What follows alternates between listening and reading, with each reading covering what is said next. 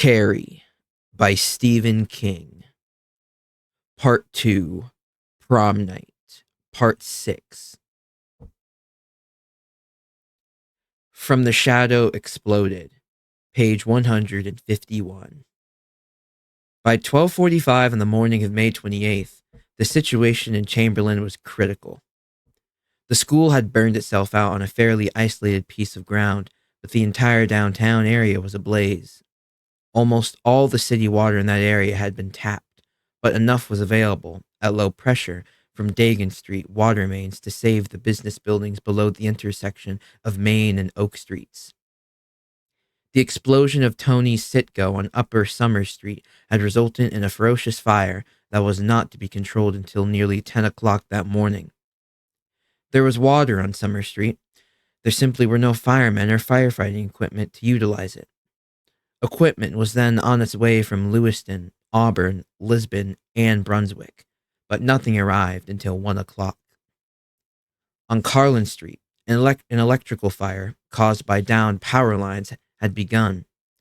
It was to eventually gut the entire north side of the street, including the bungalow where Margaret White gave birth to her daughter.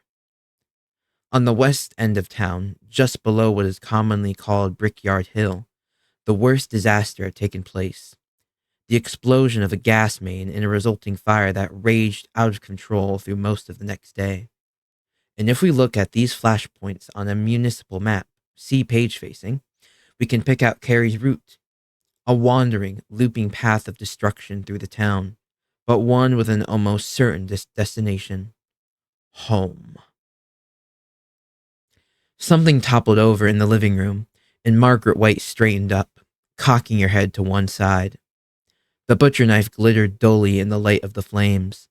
The electric power had gone off some time before, and the only light in the house came from the fire up the street. One of the pictures fell from the wall with a thump. A moment later, the Black Forest cuckoo clock fell. The mechanical bird gave a small, strangled squawk and was still. From the town, the sirens whooped endlessly, but she could still hear the footsteps when they turned up the walk. The door blew open. Steps in the hall. She heard the plaster plaques in the living room. Christ, the unseen guest. What would Jesus do? The hour draweth nigh. If tonight became judgment, would ye be ready? Explode one after another, like plaster birds in a shooting gallery. Oh, I've been there and seen the harlots shimmy on wooden stages. She sat up on her stool like a very bright scholar who has gone to the head of the class, but her eyes were deranged. The living room windows blew outward. The kitchen door slammed and Carrie walked in. Her body seemed to have become twisted, shrunken, crone-like. The prom dress was in tatters and flaps, and the pig blood had begun to clot and streak. There was a smudge of grease on her forehead, and both knees were scraped and raw-looking. "Mama," she whispered. Her eyes were preternaturally bright, hawk-like, but her mother was trembling. If someone had been there to watch, he would have been struck by the resemblance between them. Margaret White sat on her kitchen stool, the carving knife hidden among the folds of her dress in her lap.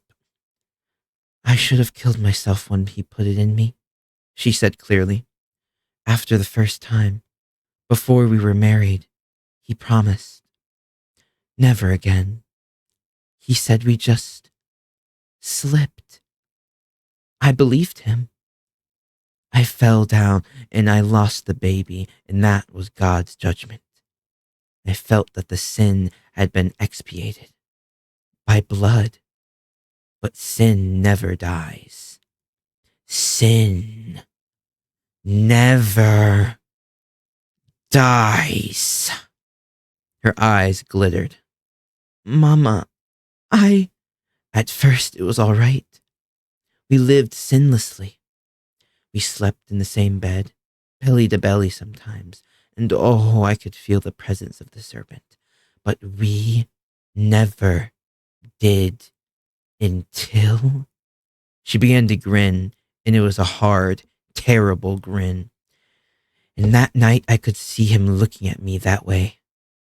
We got down on our knees to pray for strength, and he touched me in that place, that woman place, and I sent him out of the house. He was gone for hours, and I prayed for him. I could see him in my mind's eye, walking the midnight streets, wrestling with the devil as Jacob wrestled with the angel of the Lord. And when he came back, my heart was filled with thanksgiving. She paused, grinning her dry, spitless grin into the shifting shadows of the room. "Mama, I don't want to hear it!" Plates began to explode in the cupboards like clay pigeons. It wasn't until he came in that I smelled the whiskey on his breath. And he took me, with the stink of filthy roadhouse whiskey still on him. He took me, and I liked it. She screamed out the last words at the ceiling. I liked it all that dirty fucking, and his hands on me, all over me. Mama! Mama! She broke off as if slapped and blinked at her daughter. I almost killed myself, she said in a more normal tone of voice. And Ralph wept and talked about atonement, and I didn't, and then he was dead. And then I thought God had visited me with cancer, that he was turning my female parts into something as black and rotten as my sinning soul. But that would have been too easy. The Lord works in mysterious ways, his wonders to perform. I see that now. When the pains began, I went and got a knife. This knife. She held it up, and waited for you to come so I could make my sacrifice. But I was weak and backsliding. I took this knife in hand again when you were 3, and I backslid again. So now the devil has come home. She held the knife up, and her eyes fastened hypnotically on the glittering hook of its blade. Carrie took a slow, blundering step forward. I came to kill you, Mama, and you were waiting here to kill me. Mama, It's not right, Mama. It's not. Let's pray, Mama said softly. Her eyes fixed on Carrie's, and there was a crazed, awful compassion in them. The firelight was brighter now, dancing on the walls like dervishes. For the last time, let us pray. Oh, Mama, help me! Carrie cried out. She fell forward on her knees, head down, hands raised in supplication. Mama leaned forward, and the knife came down in a shining arc. Carrie, perhaps seeing out of the tail of her eye, jerked back, and instead of penetrating her back, the knife went into her shoulder to the hilt. Mama's feet tangled in the legs of her chair, and she collapsed in a sitting sprawl. They stared at each other in silent tableau. Blood began to ooze from around the handle of the knife and to splash onto the floor. Then Carrie said softly, I'm going to give you a present, Mama. Margaret tried to get up, staggered, and fell back on her hands and knees. What are you doing? She croaked hoarsely. I'm picturing your heart, Mama, Carrie said. It's easier when you see things in your mind. Your heart is a big red muscle. Mine goes faster when I use my power, but yours is going a little slower now. A little slower. Margaret tried to get up again, failed, and forked the sign of the evil eye at her daughter. A little slower, Mama. Do you know what the present is, Mama? What you always wanted. Darkness. And whatever God lives there. Margaret White whispered, Our Father, who art in heaven. Slower, Mama, slower. Hallowed be thy name. I can see the blood draining back into you. Slower. Thy kingdom come. Your feet and hands like marble, like alabaster. White. Thy will be done My will, Mama. Slower. On Earth. Slower. As, as, as it. She collapsed forward, hands twitching. As it is in heaven. Carrie whispered. Full stop. She looked down at herself and put her hands weakly around the haft of the knife. No, oh no, that hurts. That's too much hurt. She tried to get up, failed, then pulled herself up by Mama's stool. Dizziness and nausea washed over her. She could taste blood, bright and slick, in the back of her throat. Smoke, acrid and choking, was drifting in through the windows now. The flames had reached next door. Even now, sparks would be lighting softly on the roof that rocks had punched brutally through 1,000 years before.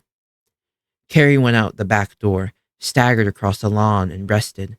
Where's my mama? Against a tree. There was something she was supposed to do. Something about roadhouses, parking lots. The angel with the sword. The fiery sword. Never mind. It would come to her. She crossed by backyards to Willow Street and then crawled up the embankment to Route 6. It was 1:15 a.m. It was 11:20 p.m. when Christine Hargensen and Billy Nolan got back to the Cavalier. They went up the back stairs, down the hall. Before she could do more than turn on the lights, he was yanking at her blouse. For God's sake, let me unbutton it. To hell with that. He ripped it suddenly down the back. The cloth tore with a sudden, hard sound. One button popped free and winked on the bare wood floor. Honky-tonkin' music came faintly up to them, and the building vibrated subtly with the clumsy, enthusiastic dancing of farmers and truckers and mill workers and waitresses and hairdressers, of the greasers and their towny girlfriends from Westover and Lewiston. Hey, be quiet, he slapped her, rocking her head back. Her eyes took on a flat and deadly shine. This is the end, Billy. She backed away from him, breasts swelling into her bra, flat stomach pumping, legs long and tapering in her jeans, but she backed toward the bed. It's over. Sure, he said. He lunged for her and she punched him, a surprisingly hard punch that landed on his cheek. He straightened and twitched his head a little. You gave me a shiner, you bitch. I'll give you more. You're goddamn right you will. They stared at each other, panting, glaring. Then he began to unbutton his shirt, a little grin beginning on his face. We got it on, Charlie. We really got it on. He called her Charlie whenever he was pleased with her. It seemed to be, she thought with a cold blink of humor, a generic term for good cunt. She felt a little smile come to her own face, relaxed a little, and that was when he whipped his shirt across her face and came in low, butting her in the stomach like a goat, tipping her onto the bed. The spring screamed. She pounded her fists helplessly on his back. Get off me! Get off me! Get off me! You fucking greaseball! Get off me!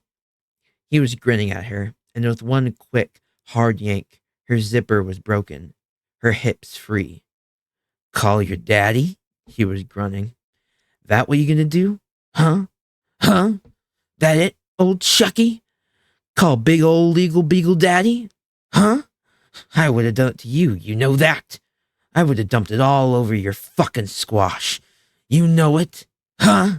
Know it? Pig blood for pigs, right? Right on your motherfucking squash. You... She had suddenly ceased to resist. He paused, staring down at her, and she had an odd smile on her face.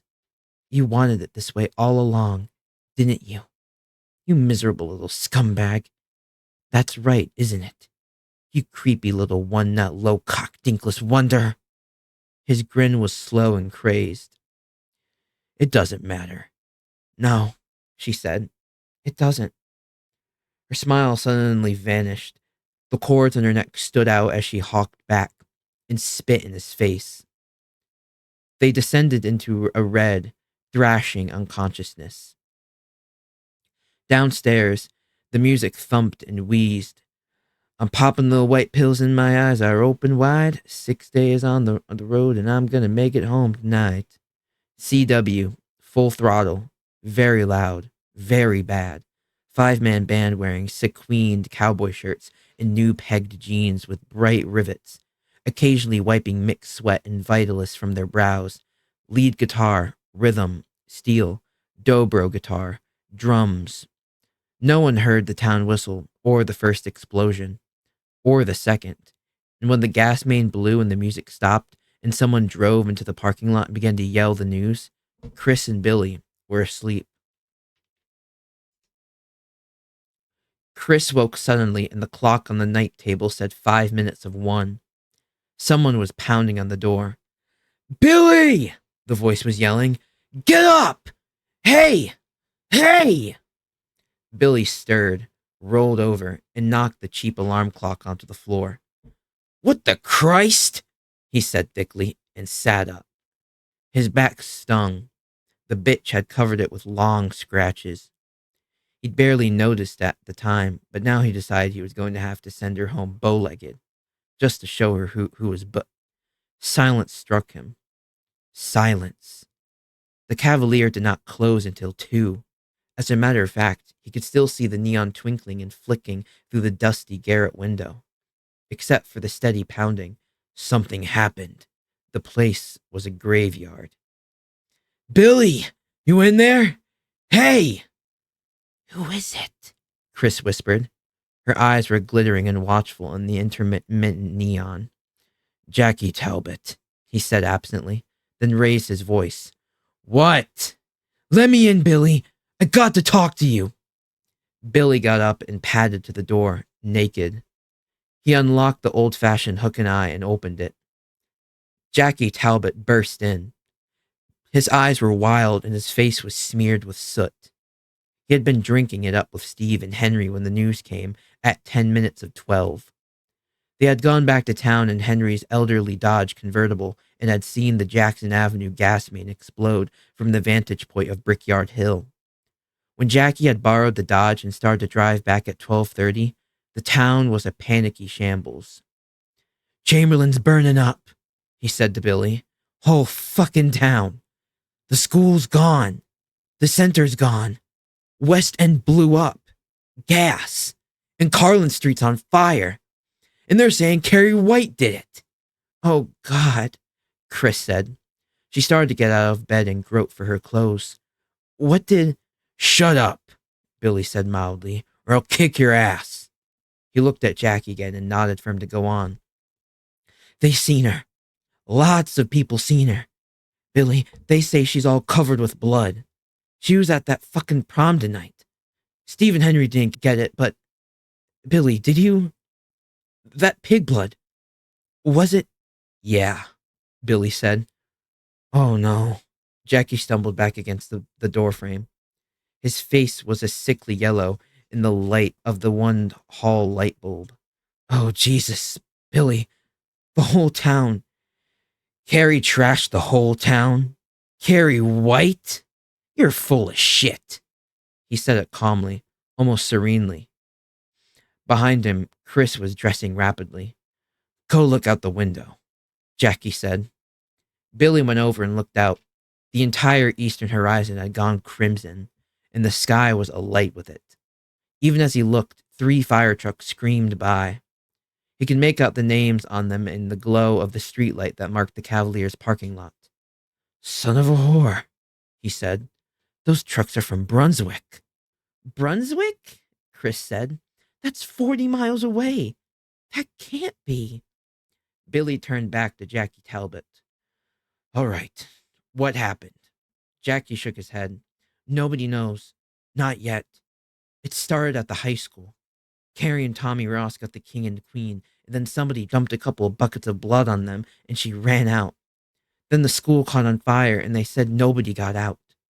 Then Teddy's and Moco blew up, and then that mobile station on Summer Street. Citgo, Billy corrected. It's a Citgo. Who the fuck cares? Jackie screamed. It was her. Every place something happened, it was her. In those buckets. None of us wore gloves. I'll take care of it, Billy said. You don't get it, Billy. Carrie is... Get out. Billy, get out or I'll break your arm and feed it to you. Jackie backed out of the door warily. Go home. Don't talk to nobody. I'm going to take care of everything. All right, Jackie said. Okay. Billy, I just thought... Billy slammed the door. Chris was on him in a second. Billy, what are we going to do, that bitch Carrie? Oh my lord, what are we going to do? Billy slapped her, getting his whole arm into it, and knocked her onto the floor. Chris sat sprawled in stunned silence for a moment, then held her face and began to sob. Billy put on his pants, his t-shirt, his boots. Then he went to the chipped porcelain washstand in the corner, clicked on the light, wet his head, began to comb his hair, bending down to see his reflection in the spotted, ancient mirror. Behind him, wavy and distorted, Chris Hargensen sat on the floor, wiping blood from her split lip. I'll tell you what we're going to do, he said. We're going into town and watch the fires. Then we're coming home. You're going to tell your dear old daddy that we were out to the Cavalier drinking beers when it happened. I'm going to tell my dear old mummy the same thing. Dig? Billy, your fingerprints, she said. Her voice was muffled but respectful. Their fingerprints, he said. I wore gloves. Would they tell? She asked. If the police took them in and questioned them. Sure, he said. They'd tell. The loops and swirls were almost right. They glistened in the light of the dull, fly-specked globe like eddies in deep water. His face was calm, reposeful. The comb he used was a battered old ace, clotted with grease. His father had given it to him on his 11th birthday, and not one tooth was broken in it. Not one. Maybe they'll never find the buckets, he said. If they do, maybe the fingerprints will all be burnt off. I don't know. But if Doyle takes any of them in, I'm headed for California. You do what you want. Would you take me with you? She asked. She looked at him from the floor, her lip puffed to negroid size, her eyes pleading. He smiled. Maybe, but he wouldn't. Not anymore. Come on, we're going to town. They went downstairs and through the empty dance hall, where chairs were still pushed back and beers were standing flat on the tables. As they went out through the fire door, Billy said, This place sucks anyway. They got into his car, and he started it up. When he popped on the headlights, Chris began to scream, hands and fists up to her cheeks. Billy felt it at the same time, something in his mind. Carrie, Carrie, Carrie, Carrie. A presence. Carrie was standing in front of them, perhaps 70 feet away. The high beams picked her out in ghastly horror movie blacks and whites, dripping and clotted with blood. Now much of it was her own. The hilt of the butcher knife still protruded from her shoulder, and her gown was covered with dirt and grass stains. She had crawled much of the distance from Carlin Street, half fainting, to destroy this roadhouse, perhaps the very one where the doom of her creation had begun. She stood swaying, her arms thrown out like the arms of a stage hypnotist, and she began to totter toward them. It happened in the blink of a second. Chris had not had time to expend her first scream. Billy's reflexes were very good, and his reaction was instantaneous. He shifted into low, popped the clutch, and floored it. The Chevrolet's tires screamed against the asphalt, and the car sprang forward like some old and terrible man-eater. The figure swelled in the windshield, and as it did, the presence became louder. Carrie! Carrie! Carrie! And louder. Carrie! Carrie! Carrie! Like a radio being turned up to full volume. Time seemed to close around them in a frame, and for a moment they were frozen even in motion. Billy! Carrie! Just like the dogs. Carrie! Just like the goddamn dogs. Carrie! Brucey, I wish it could. Carrie! Carrie! You! And Chris? Carrie! Jesus, not to kill her. Carrie! Didn't mean to kill her. Carrie! Billy, I don't. Carrie! Want to. Carrie! See it. Cut! And Carrie herself. See the wheel, car wheel, gas pedal wheel. I see the wheel. Oh God, my heart, my heart, my heart. And Billy suddenly felt his car turn traitor, come alive, slither in his hands. The Chevy dug around in a smoking half circle, straight pipes racketing, and suddenly the clapboard side of the Cavalier was swelling, swelling, swelling, and this is. They slammed into it at 40, still accelerating, and wood sprayed up in a neon tinted detonation. Billy was thrown forward, and the steering column speared him. Chris was thrown into the dashboard. The gas tank split open, and fuel began to puddle around the rear of the car. Part of one straight pipe fell into it, and the gas bloomed into flame. Carrie lay on her side, eyes closed, panting thickly. Her chest was on fire. She began to drag herself across the parking lot, going nowhere. Mama, I'm sorry it all went wrong. Oh, Mama, oh, please, oh, please. I hurt so bad, Mama. What do I do? And suddenly, it didn't seem to matter anymore. Nothing would matter if she could turn over.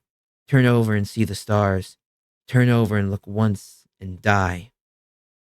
And that was how Sue found her at 2 o'clock. When Sheriff Doyle left her, Sue walked down the street and sat on the steps of the Chamberlain U. Washit. She stared at the burning sky without seeing it. Tommy was dead. She knew it was true and accepted it with an ease that was dreadful. And Carrie had done it. She had no idea how she knew it, but the conviction was as pure and right as arithmetic. Time passed. It didn't matter. Macbeth hath murdered sleep, and Carrie hath murdered time. Pretty good. A bon mot. Sue smiled dolefully. Can this be the end of our heroine, Miss Sweet Little 16? No worries about the country club and clean corners now. Not ever. Gone. Burned out. Someone ran past, blabbering that Carlin Street was on fire. Good for Carlin Street. Tommy was gone, and Carrie had gone home to murder her mother. Huh? She sat bolt upright, staring into the darkness. Huh? She didn't know how she knew. It bore no relationship to anything she had ever read about telepathy. There were no pictures in her head, no great white flashes of revelation, only prosaic knowledge.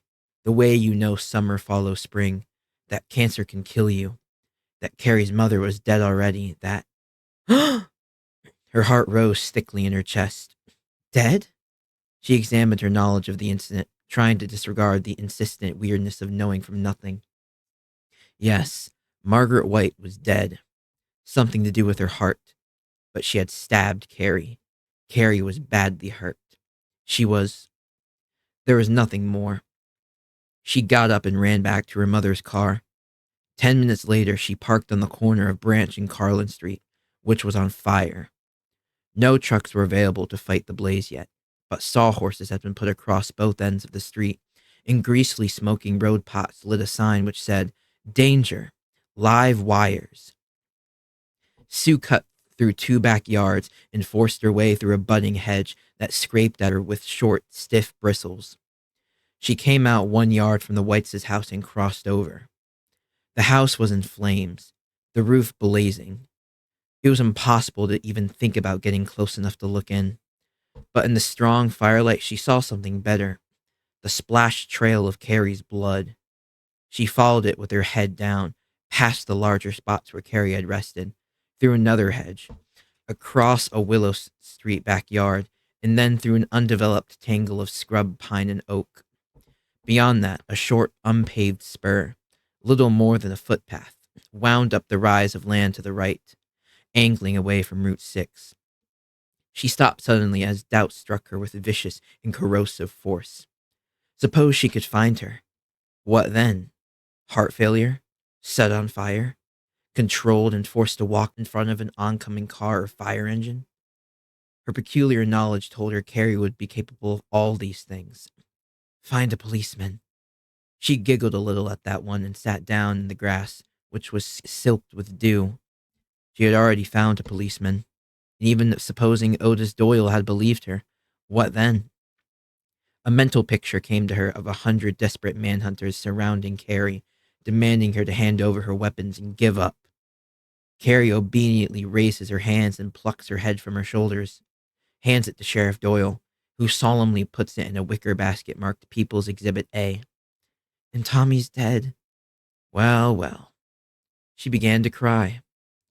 She put her hands over her face and sobbed into them. A soft breeze snuffled through the juniper bushes on top of the hill. More fire engines screamed by on Route 6 like huge red hounds in the night. The town's burning down. Oh well. She had no idea how long she sat there, crying in a grainy half doze. She was not even aware that she was following Carrie's progress toward the Cavalier, no more than she was aware of the process of respiration unless she thought about it. Carrie was hurt very badly. Was going on brute determination alone at this point. It was 3 miles out to the Cavalier, even cross country, as Carrie was going. Sue watched, thought, doesn't matter, as Carrie fell in a brook and dragged herself out, icy and shivering. It was really amazing that she kept going, but of course, it was for Mama. Mama wanted her to be the angel's fiery sword, to destroy. She's going to destroy that too. She got up and began to run clumsily, not bothering to follow the trail of blood. She didn't need to follow it anymore. From the Shadow Exploded, pages 164 through 165.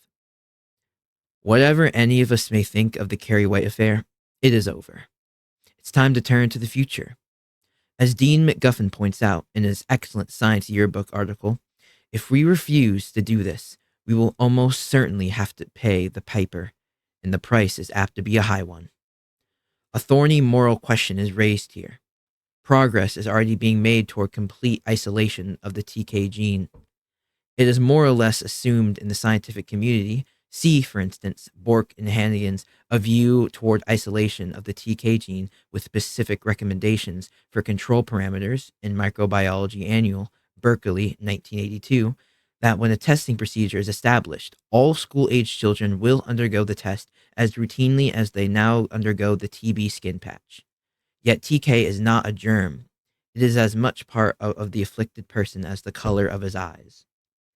If overt TK ability occurs as a part of puberty, and if this hypothetical TK test is performed on children entering the first grade, we shall certainly be forewarned. But in this case, is forewarned forearmed?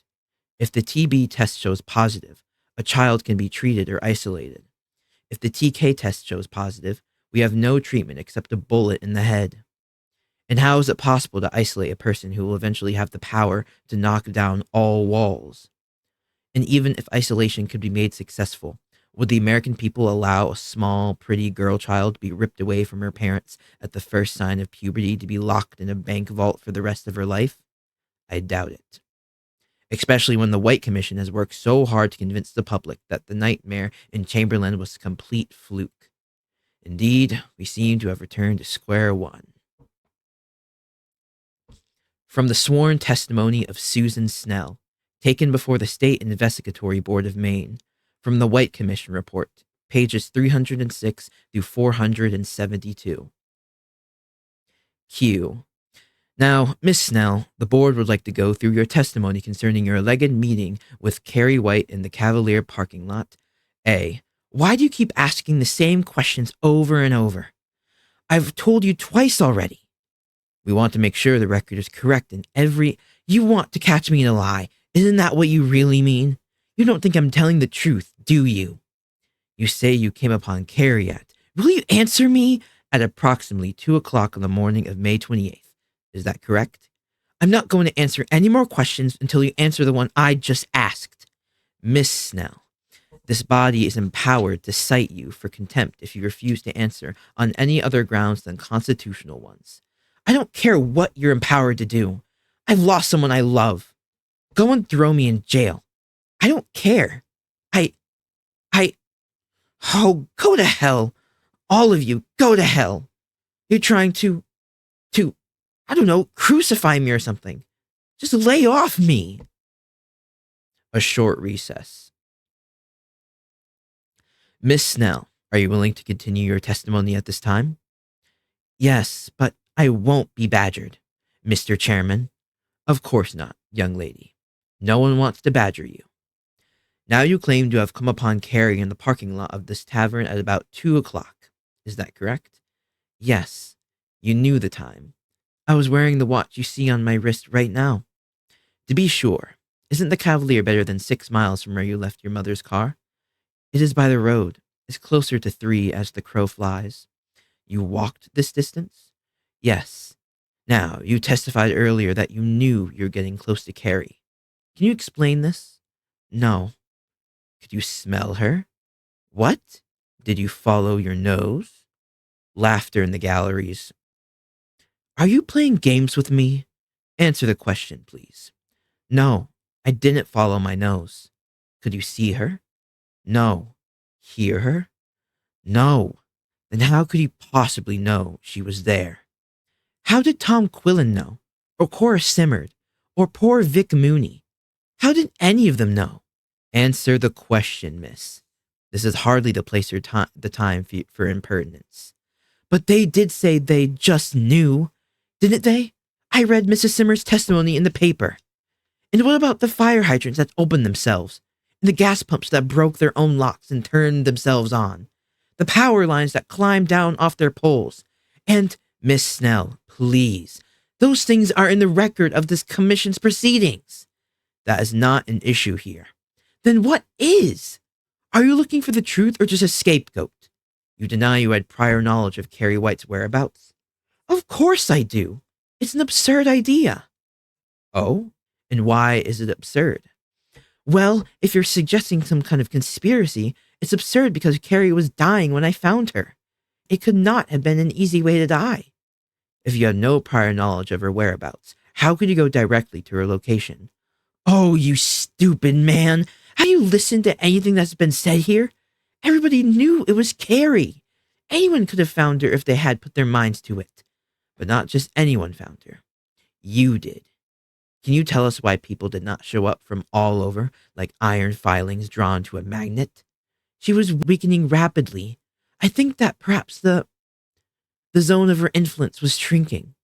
I think you will agree that that is a relatively uninformed supposition. Of course it is. On the subject of Carrie White, we're all relatively uninformed. Have it your way, Miss Snell. Now, if we could turn to... At first, when she climbed up the embankment between Henry Drain's meadow and the parking lot of the Cavalier, she thought Carrie was dead. Her figure was halfway across the parking lot, and she looked oddly shrunken and crumpled. Sue was reminded of dead animals she had seen on 95, woodchucks, groundhogs, skunks, that had been crushed by speeding trucks and station wagons. But the presence was still in her mind, vibrating stubbornly, repeating the call letters of Carrie White's personality over and over. An essence of Carrie, a gestalt. Muted now, not strident, not announcing itself with a clarion, but waxing and waning in steady oscillations. Unconscious. Sue climbed over the guardrail that bordered the parking lot, feeling the heat of the fire against her face. The Cavalier was a wooden frame building, and it was burning briskly. The charred remains of a car were limbed and flamed to the right of the back door. Carrie had done that then. She did not go to look and see if anyone had been in it. It didn't matter. Not now. She walked over to where Carrie lay on her side, unable to hear her own footsteps under the hungry crackle of the fire. She looked down at the curled-up figure with a bemused and bitter pity. The knife hilt protruded cruelly from her shoulder, and she was lying in a small pool of blood. Some of it was trickling from her mouth.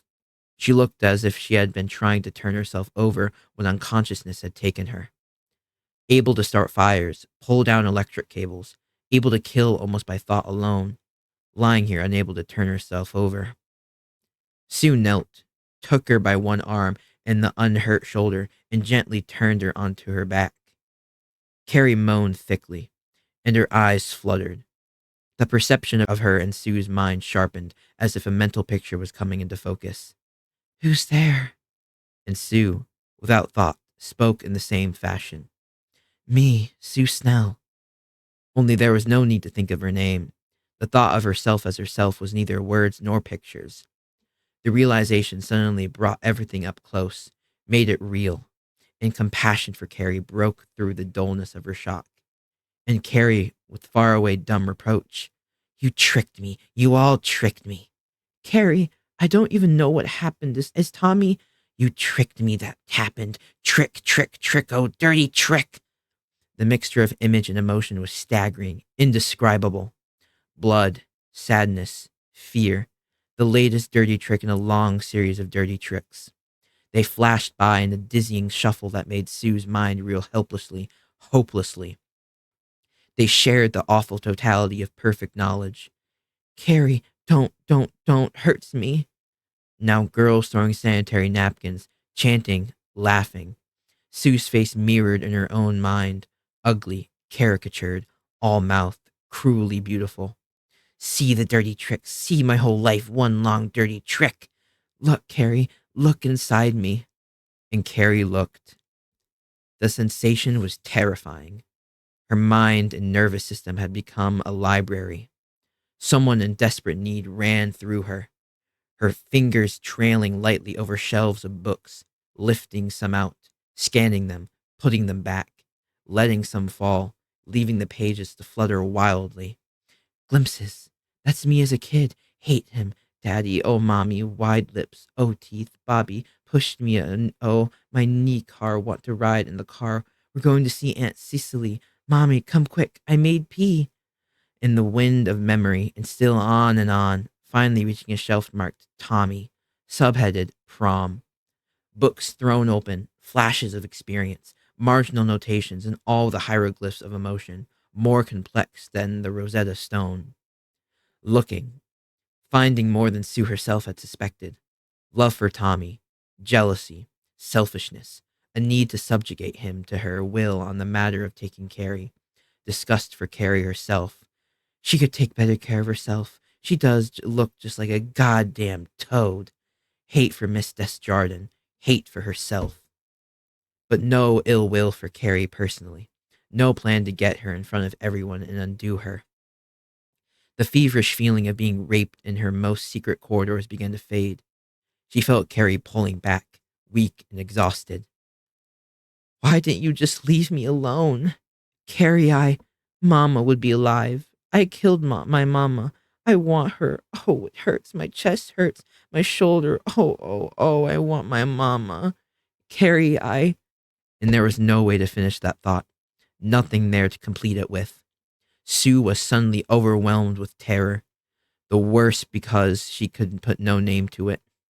The bleeding freak on this oil-stained asphalt suddenly seemed meaningless and awful in its pain and dying. Oh, Mama, I'm scared, Mama. Mama!